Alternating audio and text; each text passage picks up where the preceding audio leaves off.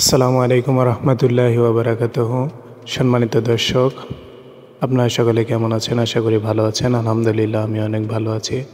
তো আপনারা আমার ফোনের স্ক্রিনে দেখতে পাচ্ছেন যে পাট কাটার মৌসুম এখন আমাদের এলাকায়। তো পাট কেটে তারা রাস্তার ধারে শুকনা জাগ দিয়ে রেখে দিয়েছে। শুকনা জাগ দেওয়ার কারণ হচ্ছে পাটের পাতাগুলো পরিষ্কার করার জন্য, পাটের পাতাগুলো ফেলে দেওয়ার জন্য শুকনা জাগ দেওয়া হয়েছে। তো এই পাটের পাতাগুলো পরিষ্কার করে এই পাটগুলোকে পানিতে নামানো হবে এবং এই পাটগুলোকে জাগে ফেলানো হবে। আপনারা দেখতেই পাচ্ছেন যে জমি থেকে তুলে রাস্তার ধারে খুব সুন্দরভাবে সাজিয়ে রাখা হয়েছে পাটগুলো।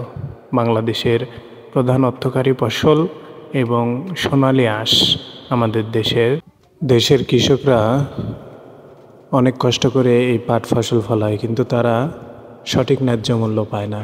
এটাই হচ্ছে আমাদের দেশের একটা প্রধান সমস্যা।